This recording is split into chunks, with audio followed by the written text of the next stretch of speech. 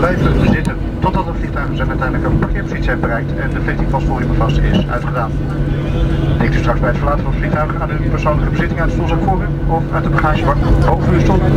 Wanneer u de bagagebak open doet, bent u erop attent dat er mogelijk bagage uit zou kunnen vallen. Wij nemen de afscheid van u namens KLM, Skyteam Partners en deze bemanning. Dank u wel voor het vliegen met KLM vandaag en we zien u heel graag nog eens terug aan boord van een van onze vliegtuigen.